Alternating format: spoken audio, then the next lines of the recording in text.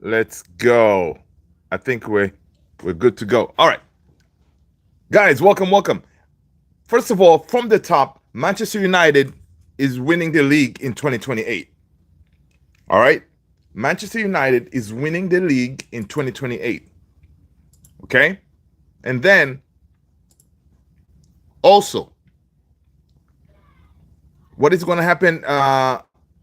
Let's see. Yeah, we're winning the league in 2028, and let's see what else is on here. I'm reading some notes. Very important stuff, right? We're winning the league in 2028. Ruben Amorim is similar to Pep Guardiola. um, yeah, and Matthias Cunha is Cantona-esque. Yeah, those are not my words. They're the words of our CEO, Omar Berrada. Listen, man, that's what Omar Berrada was saying. Now, it's good that our CEO, he's talking to us, right? He's talking to you, talking to me, us Man United fans. He's telling us, people, relax, man. We have a plan. All right, we have a plan. Chillax. All right. Yeah. BVB, what's going on? Welcome. Good to see you. Malin Batten, biggest Galatasaray stay with Oshman. Hey, listen, you may end up keeping him. Meli. Is it Meli? Yeah, Melly. What up? Welcome. But yeah, people, welcome. Again, our CEO was speaking to to us, basically sticking with his story that listen, Manchester United, we have a game plan. All right, basically saying Manchester United Chief Executive Omar Berrada is sticking with his aim of marking the 150th anniversary in 2028 by winning the men's and women's league titles, right? So it's not only the men's side, he wants even the women's side to win the title. So, listen, delusional? I don't know. Twisted Fate, what up? Boom. Twisted in the room. Him and look together. The content is forever. Let's go. Twisted for life. That's what's up. Twisted Fate. Good to see you, man. Welcome. Hope you had a fantastic day, people. Hope you guys had an amazing day. Make sure you come in. Did you smash that like button? I hope you did. Let's go. Listen, our CEO was, he's out here talking, man. Project 150, basically commemorating the 150 years anniversary of Manchester United, which is coming around the corner in 3 years. So he has 3 years to turn that team that finished 15th, worst season ever. Well, it's worse than the last campaign where we got relegated, which is 1973-74. Right before I was born, that's the last time when we got relegated. So before that, right after that, this is the worst season, finishing 15th. Now, hey, listen, 3 years, can he do it? I don't know. I think I'm not the only one who is not very optimistic. Twitter Fade is saying winning the Prem in 2028 for our anniversary would be wild. Exactly. It would be wild. That's what Berrada is saying. Berrada first outlined Project 150 to the staff in September 2024. So September 2024, he told the staff, like, hey, man, our goal is Project 150. 2028, we want to celebrate by lifting the Premier League title. We are the champions. Okay, no, not Champions League, but Premier League title, right? So Berrada, let's see. United were founded as Newton Heath in 1878, and Berrada wants to mark the club's 150 years milestone in 3 years by returning the club to the top. Right now, listen. Right now, in 3 years, we need to be very ambitious. Right? We need to be very ambitious. We need to be making sure that we're signing the right players.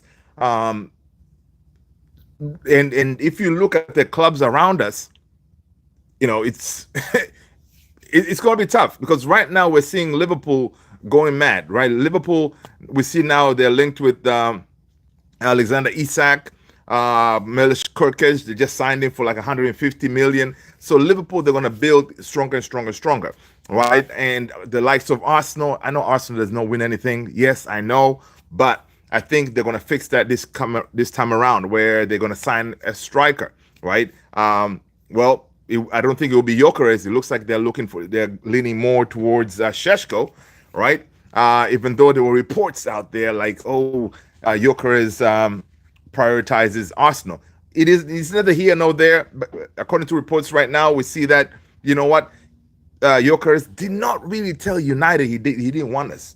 All right, so it could be that Jokeres is back on the list again, right? So we may be still working on a deal for Jokeres, right? So he's not really out. But of course, he also wants to play Champions League football. That's not a secret. So we shall see what happens.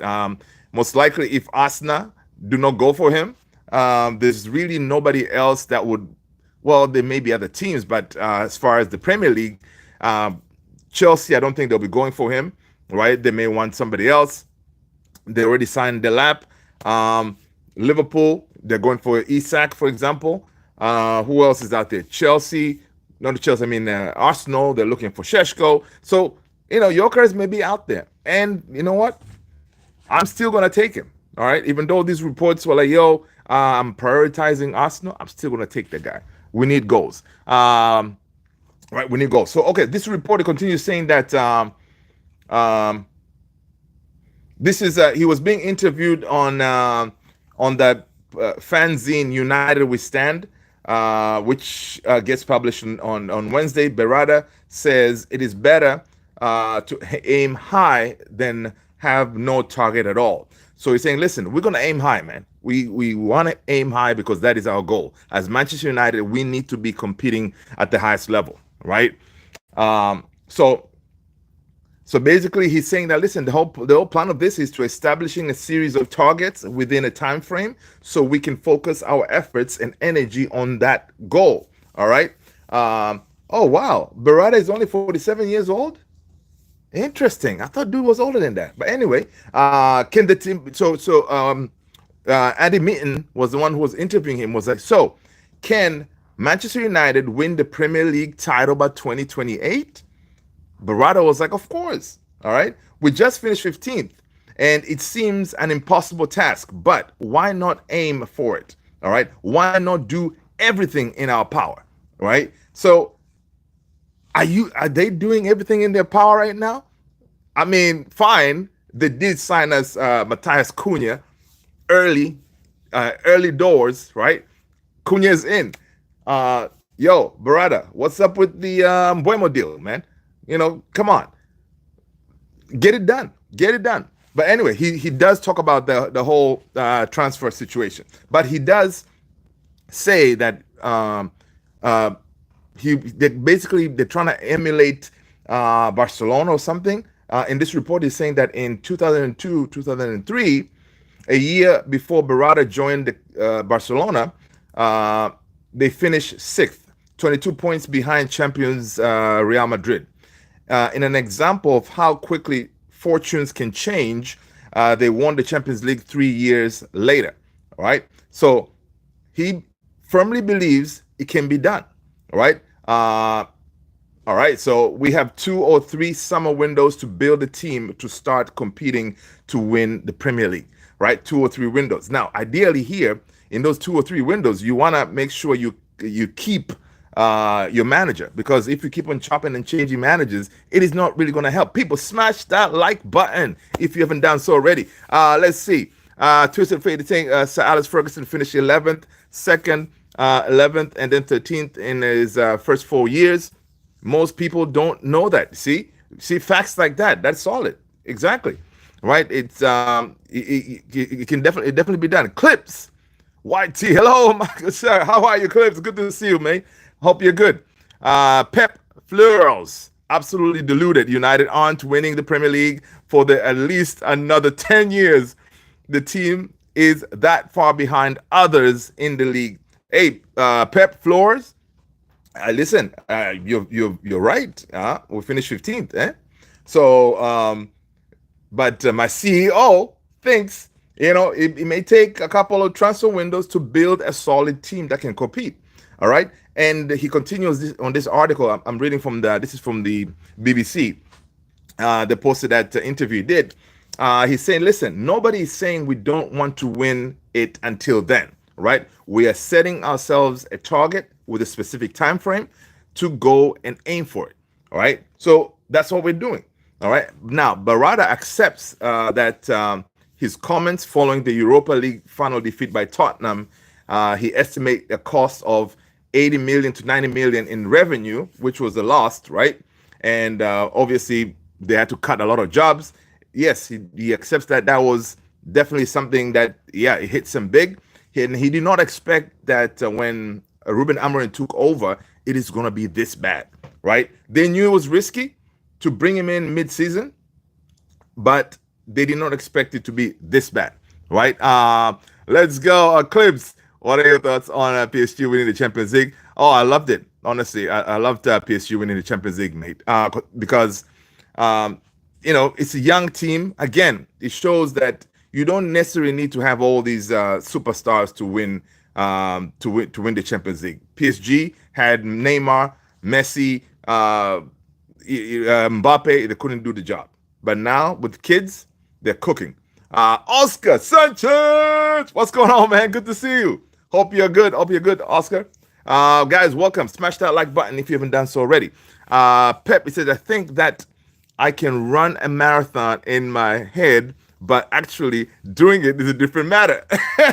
You know what? Hey, you got a point. But if you were the CEO of a giant like Man United, you gotta try to aim high and hope that it works out.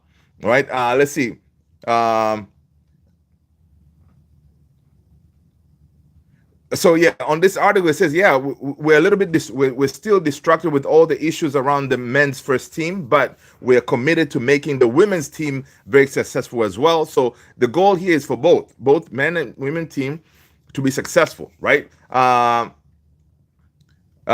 he says that Berrada says, you've heard Sir Jim Ratcliffe say that if you're wearing the United shirt, then you must win.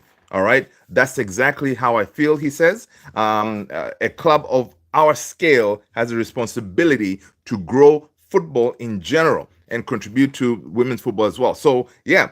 And in the past, I think the women's team has done way better than the men's team. They have actually won stuff. So I'm glad that, of course, they're working on getting them also to do their thing. So the other day I was thinking, man, before, I know we're gonna tear down the Old Trafford. If we do have space, we could have definitely built the new stadium next door and leave that Old Trafford standing, and maybe the women team can play in there. But again, it's hard to maintain both stadiums. But it is what it is. Okay, he compares Amorim to Guardiola. All right, why is that? Berrada knows where the major external focus will be, in particular on Coach Ruben Amorim. Next season, he will not have, he will not be allowed to perform this badly. I'm telling you, I think if he starts bad, we lose maybe like the first, I don't know, 5 games or something like that. I think they're going to end up sacking him, which will be a disaster if they do that, because then you're going to start all over again with another manager, right? Which is pretty mad, crazy, because I think Ruben Amorim needs those 3 windows to actually build a team. Because right now, yeah, I don't even think we're going to be able to sign 5 players, which is pretty crazy. But I'm kind of worried now because we are moving kind of slow. Now, what's his name? Berrada, he did address that. He said, listen, sometimes, moving slower in the transfer, it's strategically because you're trying to get, the best deals and that kind of thing, right? So it doesn't mean that you making deals early, it means it's the right thing. Sometimes you got to slow it down a little bit and then to make the deal. Of course, they're saying that Berrada was saying they're gonna do whatever they can to make sure the next signing, which will be most likely, he didn't say Mbuemo, but the next signing should be coming soon. But they will take their time to make the deal happen to get the best deal. But making that statement in my head, I'm like, dude, you running slow with deals, right? Bringing in players is going to hit us next season because we don't want players to come when the season is about to start. We need them here now. So when we go preseason, Ruben Amorim has at least, the front three, your striker, your Cunha, your Mbwems, right? So he has his front three. That way he can start working on them, right? So we need to make deals quickly. But he's saying, yeah, man, we're taking our time with these deals that will make sure we get the best deal possible. I don't know if that's right. I think that's kind of it's not the right move because you do want to supply the manager with everything he needs to start drilling these players, right? Because it's not going to be like a switch where all of a sudden we're going to start playing better. These players need to learn Amorim style of play, how he wants them to operate, and all this. So it's going to be tough. Let's see. Just to face it, Oscar said, "My Mexico playing Suriname tomorrow." Yeah, listen, the first game, you guys, Oscar, the first game, you guys, you look pretty good. Look pretty good. I did watch that. Big up to you. Big up to Mexico. Twisted Face said, "Pep, you running a marathon in your job. Berrada gets paid to make things happen." There you go. I like that. Ella said, "People, I'm finally back. I will take over the world this time by creating." Okay, all right. Sports Maori. What do you think about Ruben's style of play being based on physicality and how the Prem is way more intense than the Portuguese league? Did the lack of physicality give Sporting an advantage? I think Sporting team, that team had pace and they had legs, right? And I think it's not like they really lacked physicality. I mean, Jokeres is a big unit, dude.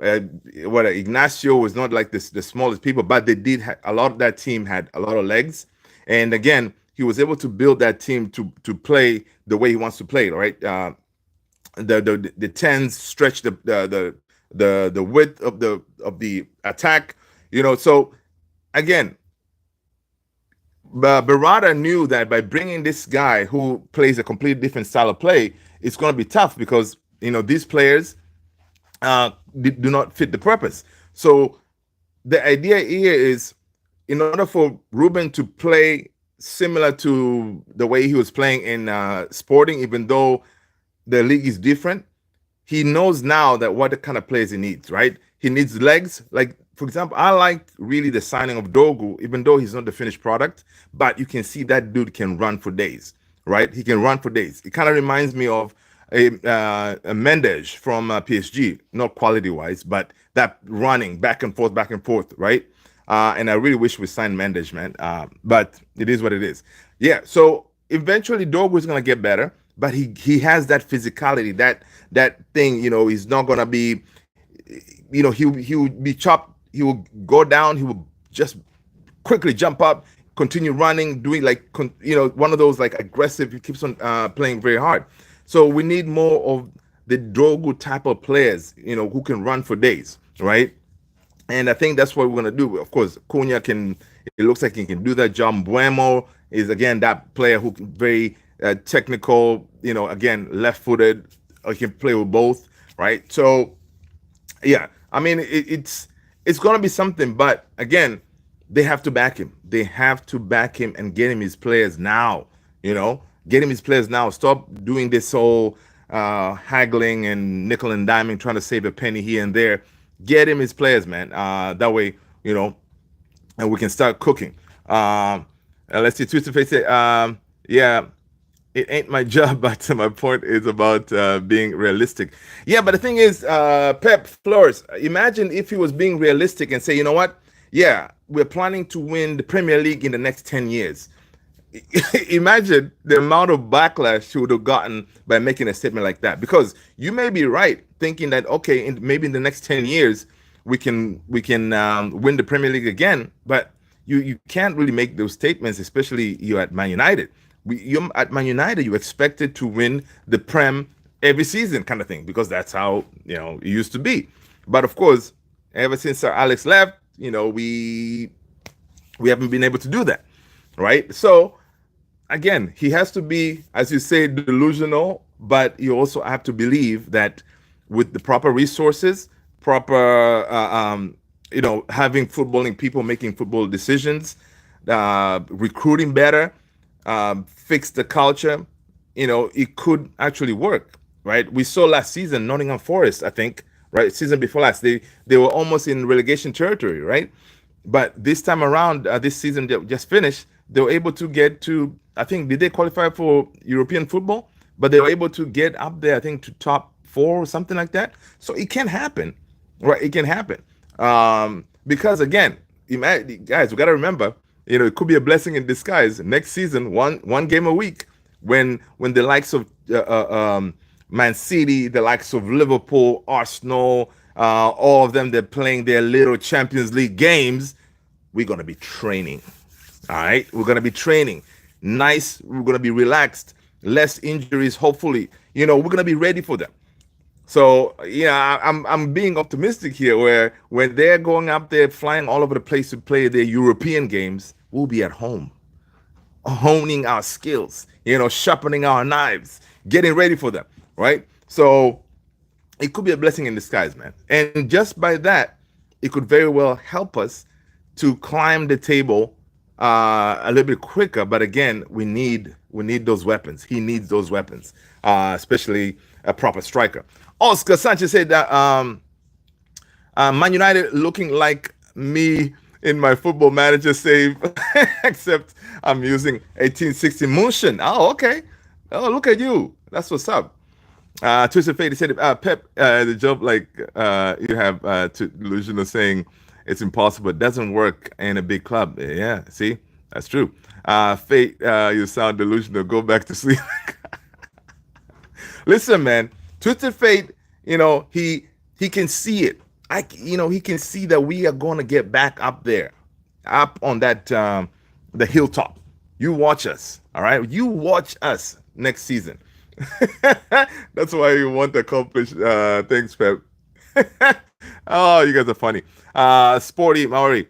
I think it will be more difficult for Ruben's system to dominate on the Prem because the Portuguese league is way less intense. That is what I meant. Oh, okay. Oh, I see what you're saying. I don't know, man. Guys, what do you guys think about what Sport is saying? So, you, I know there's a lot of people who already don't, they don't think that Ruben Amorim with the back three, it would work. But I mean, I want to see it. I want to see it tested with the players who can play the system before we make any judgment. I think having the right players, right? Yes, he's gonna obviously now he was able to sample. When you come in a way, I also like the idea that he came in mid-season last season, right? He was able to see exactly how tough the league is, right? And I'm sure whatever like him watching the Premier League from afar, he did not know like how the players are very physical. Everybody's strong. Any team can beat you. He got to see that firsthand, and he also got to sample to see that the players that he has now, they don't work in his system. Imagine if he came, for example, we kept Ten Hag, and then he joins the team this summer, right? Yes, that could have been the smarter thing to do, to have him, because even himself, he did not want to come mid-season, right? If he came now, then imagine now he would have had to spend the time to evaluate Rashford, Sanchi, Anthony, all these guys to see if they work in his system. And by the time he realized they don't, it may be too late. You would have to wait for another window. So in a way, fine. Yeah, we already went through the worst case scenario, which even Berrada said it. Yeah, we have gone through the worst case scenario. Yeah, we struggled, and Ruben Amorim did tell us we're gonna go through some painful times, right? Um, but now we know what we need to do, and he knows what players he doesn't need. Get rid, and then now he knows, okay, if I'm going to be successful here with my Portuguese style of play, that if I'm trying to replicate what I did in Sporting, I need this type of player, this type of player, this type of player. So I think Sporty Maori, his system, and it's very fluid too, because sometimes we go to a back five, we change to a back four, but primarily is a back three system. It could work because it does change from time to time, but it needs the right profile of players. So we shall see. One thing we know is he's not going to be given like a honeymoon period next season. He's not going to be given that. It's going to be, yeah, he needs to show up like really quickly. I think it's false. Ruben beat Pep. There you go. Yeah, that's a good point too. Also, I forget that. Ruben beat Pep with Sporting, so it's too intense for his system. Surely the best team at the time beats him, no?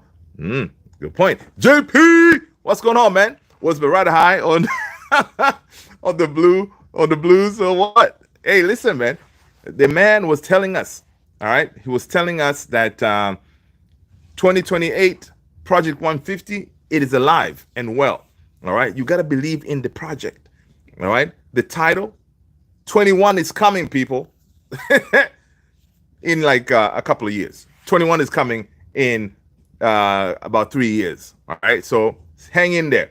There is a plan, and Berrada and his team, they know what needs to be done. He said about 3 windows should be able to do the trick. Hey, listen, man, we've waited 10 years.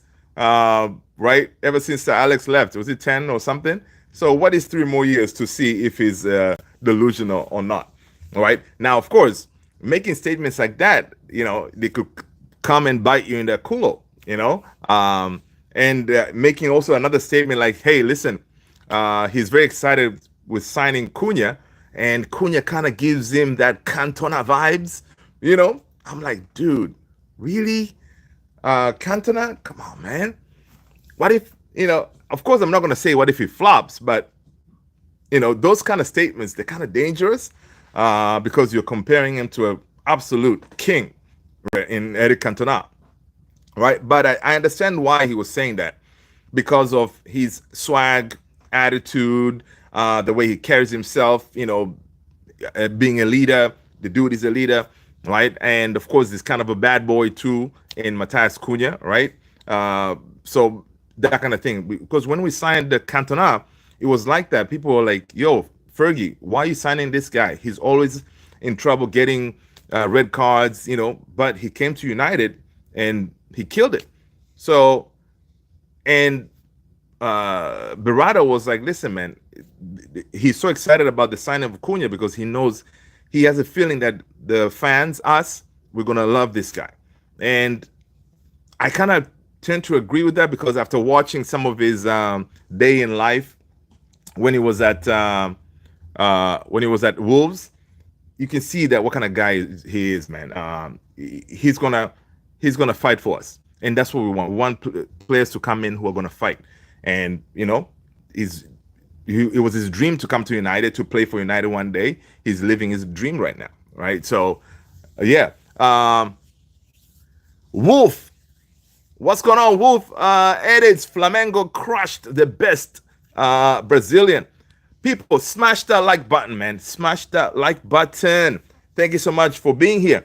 And if you're new, I am Luther. This is Man United Central. But of course, we talk about United, and then we're going to pivot to talk about everything else that's going on in the world. And JP say fantasy is a hell of a drug. Boom, boom, boom. Berrada in the room. Him and Amorim together. Getting high forever. Oh, man. Listen. Twisted Fate. That's a good one. That's a good one. But listen, man. Obviously, they do have a plan. And I'm thinking that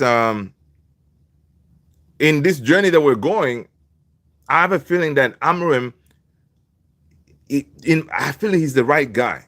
I feel he's the right guy because he has built a team before at Sporting. Yes, different league, different pressures, different expectations, right? Because you can say like, oh, when he joined Sporting, um, the pressures that he had then, it was nothing compared to Man United. It's true because we are mega club, but of course Sporting is a big club as well. But he was able to do that over there and not necessarily splashing a lot of cash. He did get rid of a lot of players when he came in because he automatically said, "Yo, you don't work, get out, get out, get out." So he did that, and that's why we're hoping to see these lot criminals being let go. Rashi, get him gone. Sanchi, gone. All these guys, right? We need him going. But so far, Berrada, we haven't seen those outgoings, right? They need. I think we're gonna be more excited, personally for me, when we see some of these lot leaving, right? We see Rashford gone, Sancho gone, Anthony. It looks like he's gonna be ending up at Real Betis.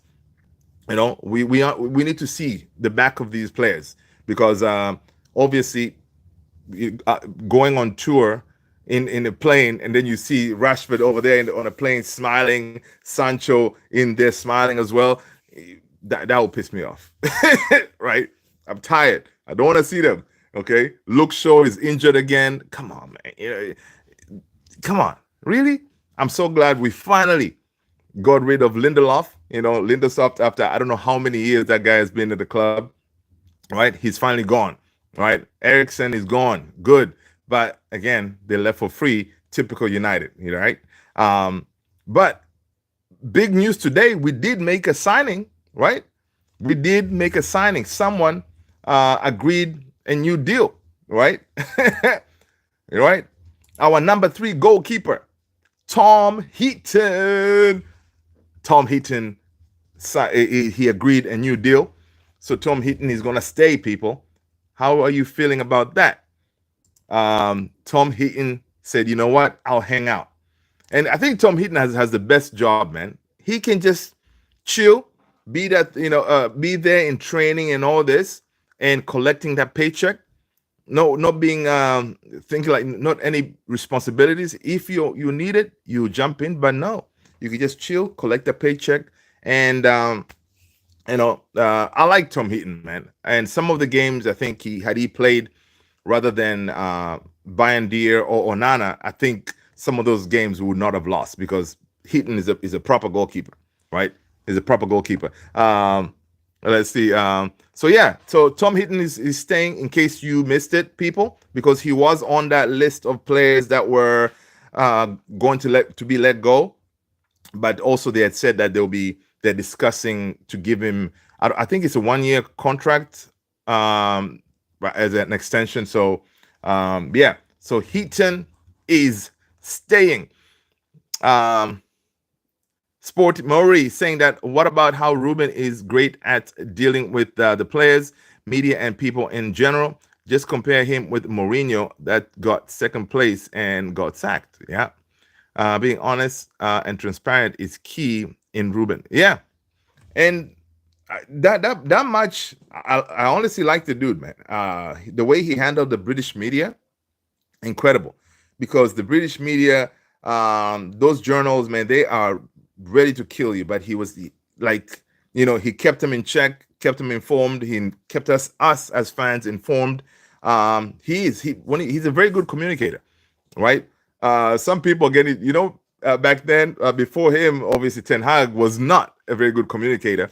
So Ten Hag was like, we won 2 trophies, he never gave us the truth, what is going on. He always he wasn't clear on what is happening and stuff like that. But Ruben Amorim, he keeps it real. He says, listen, that team is the worst team I've ever seen. We know. So it's one of those, he feels that when you're honest with the fans will give you more time. And honestly, we gave him a lot of slack last season, right?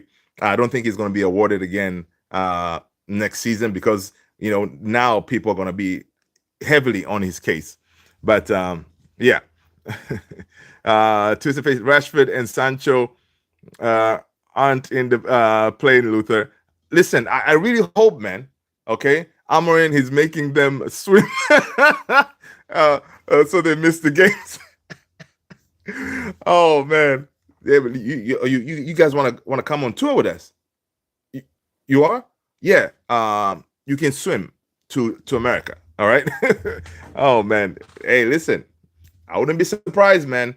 All right. But again, they already said Garnacho is also leaving, right? So on that plane, I don't want to see Garnacho. I don't want to see Sancho, of course. I don't want to see Anthony, Rashford. Who else? Of course, Onana, we see reports today. Onana most likely is going to stay, right? So forget about Onana leaving, guys. Unless someone comes at the last minute to say, hey, I want Onana, right? His manager, who just took over Bayer Leverkusen, right, didn't even come and look for this guy, and he brought it. He got rid of the hair, right? Our legend brought in Onans, and you get another team. You don't even come to say, "Hey, Onana, you want to come over this side?" He didn't. He went and got a completely different goalkeeper because even Ten Hag knows, like, yo, yeah, that Onana guy, he ain't it. It's a disgrace. I hope he does us a solid, maybe picks up a light Garnacho or a light Garnacho or something from us. That would be great. But we shall see. Amorim is making them okay. Cool. JP. Even though we finished 15th, I saw a vision with Ruben. With Eric Ten Hag, I didn't see nothing. I was blind. Ten Hag was lost. But I was watching something today. Mark Goldbridge, right? It was on Webby O'Neill's channel. I don't know if you watched them. Webby O'Neill, they're very good. They have a very good channel. So it was Webby, I think, and Mark talking, and then he has said he thinks that had we kept Ten Hag, right, to have him finished, because Ineos already backed him. They gave him over 300 million or whatever, right, to buy the players. So they kept him after he won the FA Cup. They backed him with the money, all right, and then they go sack him, which is ridiculous. So what he was saying is, had they kept him, he would have probably won us Europa, because again, Ten Hag, I think he would have been able to obviously utilize those players better, and Tottenham would not have won that game. I don't know if you guys agree with that statement. When I heard it, I was like, that's interesting. Had we kept Ten Hag, we probably would have won the Europa trophy, right? But again, imagine if he had won another trophy, how would we get rid of him, right? So it's one of those it's a tricky thing. But I think what Tottenham did was correct, because the season was terrible. He won him the trophy, and they got rid of him, Big Ange. But if Ten Hag would have been here and we won another trophy, oh yeah, I don't know how we're gonna be able to sack him. So it's one of those. Twisted Ag, he makes my blood actually boil. I know. JP, yes, I've been watching Arc since 50. Oh, nice. Okay, cool. Yeah. Yeah. I like my Mark, man. A lot of people don't like him, but he's all right. He's all right. Webby and O'Neill is good. Yeah, they're good too. I like their takes. But yeah, so it's one of those. I don't know. You feel like if Ten Hag was here, maybe, but I don't know how he's gonna do in Leverkusen. All right, he may do good. He may, what? Ten Hag may have the same effect like most of our players when they leave United. Right, they go out there and they kill it. Right, McTominay. Maybe Ten Hag goes to Leverkusen in a team that has proper structure, organization, everything is working properly. He may be able to do his Ajax ball with those players. We shall see. It's going to be interesting. Sport Maori is saying with Ten Hag, the players wouldn't have the motivation. Ruben gave them to get through all the way to the final, but I agree on the rest. But yeah, but again, Sporty Maori, here's the thing. But Ten Hag knew how to use those players because when he got sacked, we were like fifth, right? I think we were fifth, if I'm not mistaken. So when he got sacked, we were closer to the top. So had you kept him, maybe you could have been able to maintain, you know, he would have definitely maybe finished obviously top 10, maybe eighth or something like that, right? Um, and if you're able to maintain that until you get to the final, it could have worked. It could have worked. But again, a change was needed. Ineos just it took too long to make the decision. They should have sacked him right after the FA Cup, and everybody was talking about him being sacked after that, even if he won the FA Cup. But Ineos, they kind of caved when they saw the backlash from the fans. They're saying, "No, man, how can you sack this guy? He just won us the FA Cup and all this stuff." They kind of, succumbed to the pressure of the fans, and they decided to keep the guy, right? So again, it shows that Ineos, Berrada, and the crew, they call themselves best in class, but they're learning on the job kind of thing. Even them, that team, best in class team, according to Sir Jim, when they came in and got their feet under the table at Man United, they realized, oh my God, this club is massive and it has a lot of problems. Yeah, they made mistakes. I hope whatever mistakes they made, that's it. That's your honeymoon period is done now. From this point on, if you're really going to try to get to 2028 and win us the Premier League, you got to operate like a well-oiled machine. So we shall see. It's only 3 years, people. We can do it. We can do it. Twisted is saying, I think it's false. People say he would beat Spurs, which probably, yeah, but he also probably won't have gotten past Lyon. Good point. Good point. Yeah, because that fighting spirit, eh? Yeah. We was 12 when Amorim took over. Really? Oh, no, when they sacked Ten Hag, where were we? What position? Weren't we like fifth or something? Uh, Ten, Ten Hag, you bum. That's funny. That is funny, man. That is too funny. All right, let's see. So yeah, we talked about Berrada and his, according to folks, his delusional sense. But I think he has a plan, and we're here for it. We're gonna see. Let's see. Yeah, one of the statements he made, he says, we are going to do our best to do more signings quickly. Sometimes when you are not quick, it's because you are negotiating and you are trying to make sure you get the right value for money. So being efficient or quick isn't necessarily the best thing for the club, according to Berrada, right? So no, man, you got to be efficient and quick, and also get better deals. You can walk and chew gum at the same time, Berrada. Come on, man. We were like 10th. Oh, okay, gotcha. Twisted is saying that I'm not sure, but to be honest, but the F12 when Amorim came in. Oh, okay, gotcha. All right, let's see what else is going on.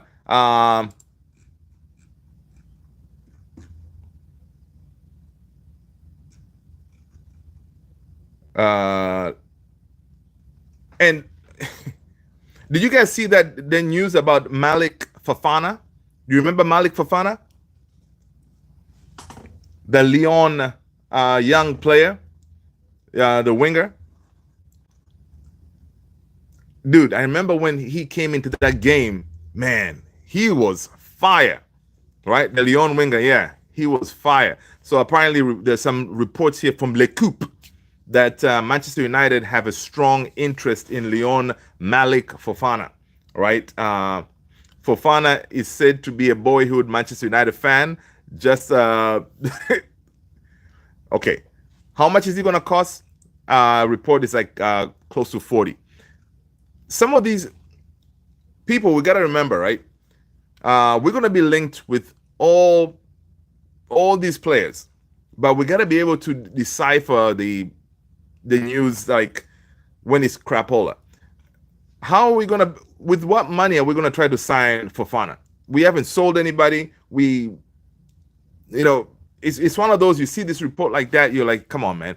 You know, this is probably agent driven, right? His agent, he's throwing it out there to Le Coupe, say, hey, man, listen. Obviously, he's trying to get a move for his player, and then they throw Man United name in there just to kind of raise the kids uh, price, so other teams can say, you know what, nah, man, if Man United are looking at him, we gotta get him. We gotta get him. You know, we know how these agents use our name, man. It's ridiculous. But I like the profile of the player, and I think I think I saw somewhere it's like 40 or less. Um, yeah, I know that's a steal. But again, where is the 40 million going to be coming from? Right now, with Nickel and Diamond trying to bring in Wems, right? We also need to get a striker. We need to get a midfielder. We need to get a goalkeeper. We haven't sold anybody. You know, it's yeah. So I don't believe that story. Yes, the source is Le Coupe, but it could very well be one of those um, agent-driven type of deals, right? So we shall see. Um, let's see. Sport say, yeah, Fofana was nice on that match. Yeah, man. Yeah, he's one on one a monster. And yeah, if you think about it, in the profile of his profile could be very well the type of player that Ruben Amorim would need. You know, quick, good on the ball. You know, when he comes at you, you're in trouble. You know, so let's see. He was good. Okay, cool.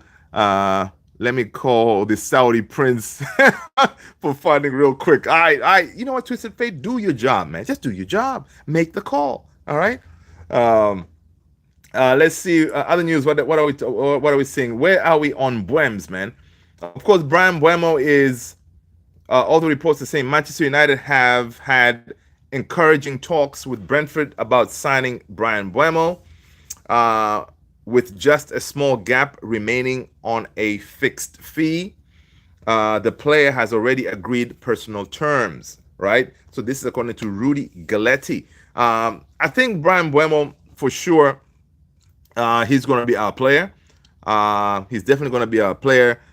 You know, I saw a report earlier that Tottenham are officially out. They're officially out of the chase for Buems. So yeah, I saw again, Rudy Galletti is saying that Spurs are out of Buem's race, right? So I see why Berrada and them, they're not really rushing to get this deal done, because he has already told everybody. He told Tottenham, Newcastle, everybody say, listen, I only want United, right? And that's what we want. We want players who want us, because like dude like Buemo coming in, he's gonna be fighting. All right, he's gonna fight for the badge, and that's what we want. All right. Oh man, imagine the front three of Cunha, Mbuems, and fine. Even if we get Akitike, that front three will be very dynamic. It will be dangerous. But of course, if we end up with Gyökeres, I'll be cool with that too. All right.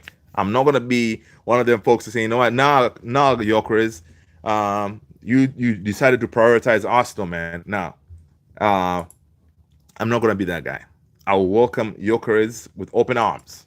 Come on in, score some goals for us, please. All right, let's see what else is going on.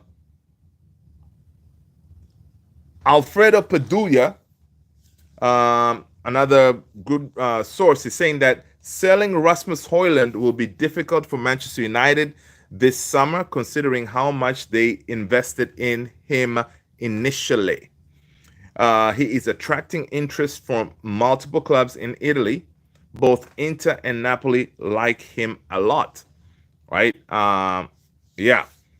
And again, if you do get rid of Rasmus, then it means you have to bring in two strikers, right? So that will be kind of difficult.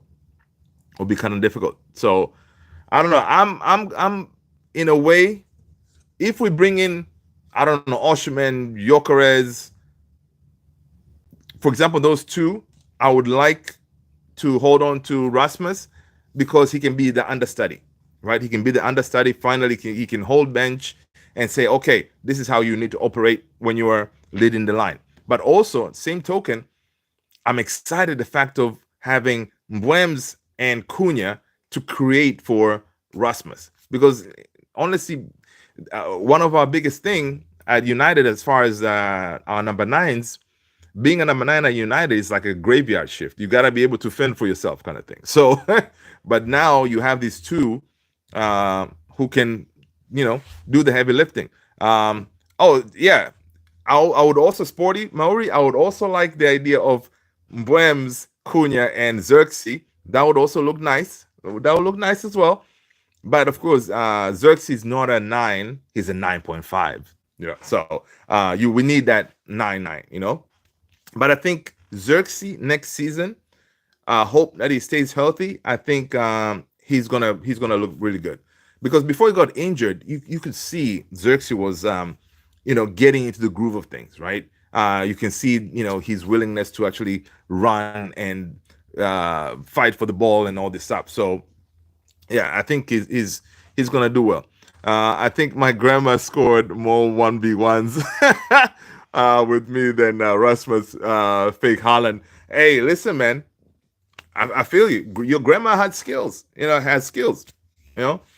But again, this kid in Rasmus, we signed him not to be that guy. We signed him not to be our goal machine. We signed him to work under Harry Kane, in based on the information that we have. But we didn't go for Harry Kane, right? We decided to say, all right, we're gonna put all our money on this kid, and he was left to fail. She only had one one leg. Oh, okay. You know what, JP, you're too funny, man. Real Betis are preparing an offer to Manchester United about Anthony. They want him back permanently, and he wants to get back in Spain. Woo, news. Yeah, we know you want him, man. Just to show us the money. All right, show us the money, Real Betis. All right. This whole story of Real Betis, they were trying us. They're saying, well, can we get him on loan again? United were like, nah, buddy, straight up cash. All right, and we know Real Betis, they just sold the player, so they were able to get like 25 million. So they do have money now. So this deal is going to happen, I think. Let's see. Sport Maori saying my father would still play goalie with me shooting at 80 years. Wow, nice. Big up to your father, man. Where is Tony? Oh, yeah, Tony. I think he's on. He probably went on vacay or something, but he'll be here. Tony will be here. Yeah, JP Rotator. I know, right? That's funny. Yeah, talking about Tony, you just reminded me. If you're not on the Discord, people, you gotta be on the Discord. What are you doing? Join our Discord community. I'm gonna drop the link here real quick.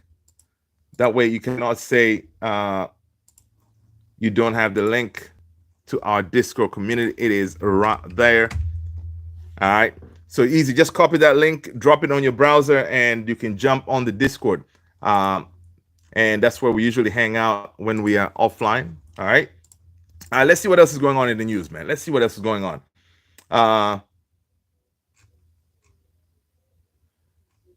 Let's see.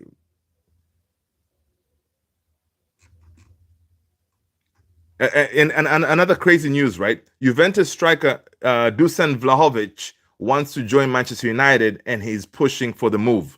All right.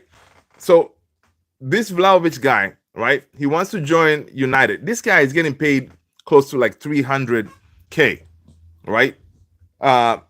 It's not going to happen. First of all, again, where's the money going to come from to get him? It ain't going to happen. And I don't like it. He's not that good, man. I think I'm a better goalie than Onana, and I'm not kidding. Onana is crap. Dude, hey, I believe you, man. I believe you. Vlahovic can do one. I don't want him. I don't want him either, man. Honestly, right now, Vlahovic or Ekitike, I think I'll go with Ekitike. Yeah. Hell no, Vlahovic. I'm glad that we are in agreement, team. That's what's up. You know, we don't want Vlahovic. So you can go and and sit down somewhere. Um, Sport, Maori said Onana just got a bad sequence, I believe, for a goalkeeper that can be a career destroying. He needs a fresh start. Oh, yeah. But the thing is with Onana, too, right? He's that guy also he's a big character as well. He can handle the pressure of being a Man United goalkeeper, right? But yeah, he needs a fresh start. He can go out there and do his thing, but as far as handling the pressures of Man United, he can do it. But yeah, it's time for him to go, right? It's time for him to go, and for us to bring in somebody else. Now I see Emi Martinez is out there looking for a move. I like Emi Martinez. I think Martinez also comes in with that swag, that attitude, he can handle that number one jersey at United very well. So, but again, in order for Martinez to come in, we need to sell. Even Amorim gave Onana a day off, to be with his family. That shows everything. Yeah, the pressure. Yeah, the pressure is real. Fabrizio Romano is saying that Man United have agreed a 1-year contract extension for Tom Heaton, with an official announcement to be made soon. So there you go, man. The thing about Tom Heaton, man, he's a leader in the dressing room, and we need these type of leaders, right? Him, Maguire, Bruno. You need them, and he gets along with a lot of the players. Obviously, they respect him. And so I don't mind that this 1-year contract extension for Heaton, as a third choice goalkeeper. It is all right. He can do the job. Okay, and I just saw this one, right?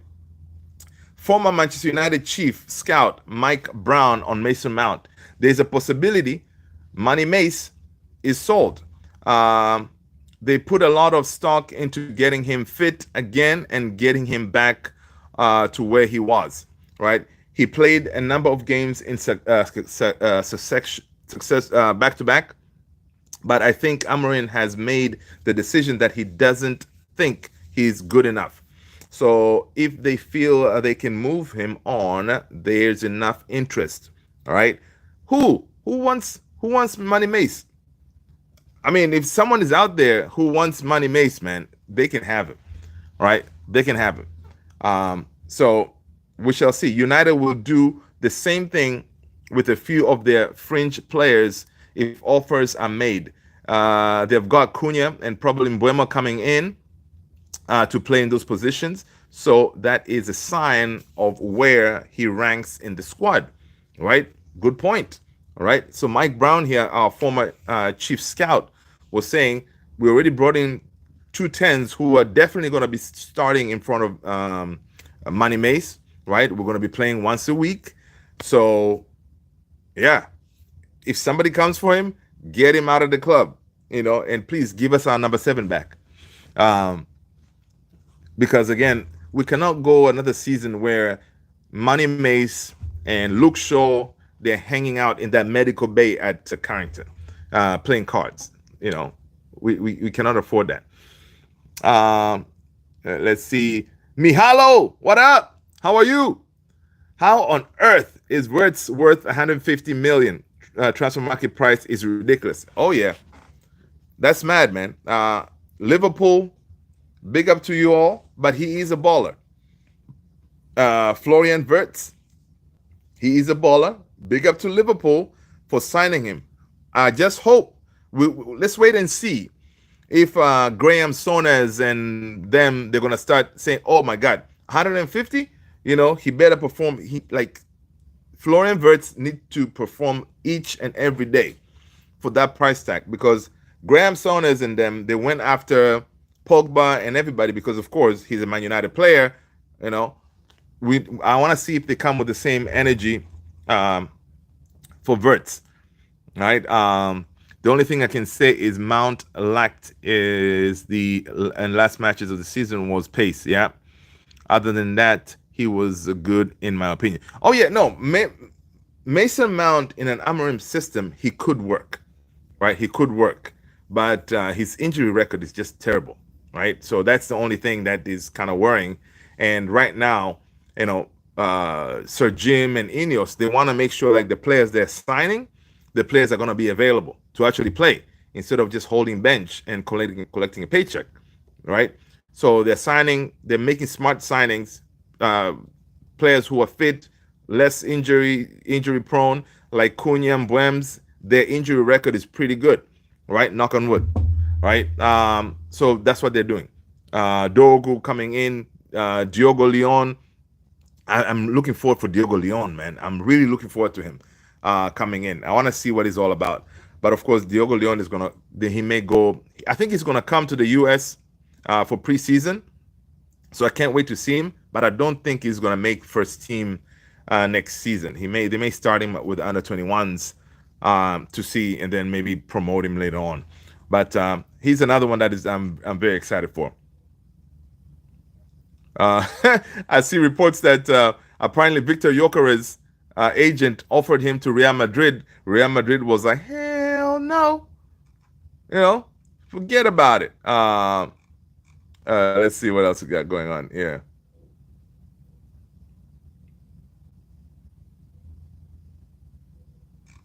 Let's see what else we got going on.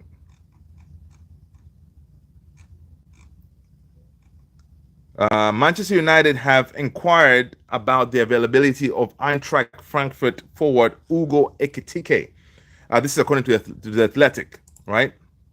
As previously reported by the Athletic, Ekitike is already of interest to Chelsea, but Man United have made contact with Frankfurt in recent weeks to try to understand the player's level of availability and what potential transfer might cost, right? The Bundesliga club has so far maintained Ekitike, who is 23 years old this week, will not leave for less than 100 million.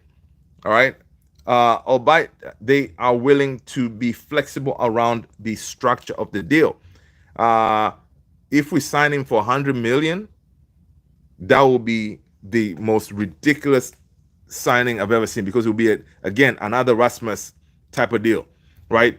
This guy should not be anything more than 60, or is 60 or less. So if the Eintracht Frankfurt can agree at 60, I'll take him, because I think he's a good kid, good on the ball. But again, he's not the finished product, right? We need goals. We need 20 goals minimum type of striker. So yeah, let's keep it on the back burner, but let's focus on the big dogs, the Jokeres, Oshman, whatever. We need them type of people. But anyway, people, let's end it here, guys. It's been an hour. You guys have been legends. Thank you so much for hanging.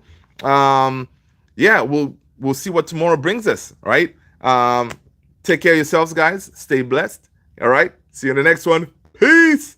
Have a good night, good morning, good afternoon, depending on where you're watching. All right, guys. See you. Take care.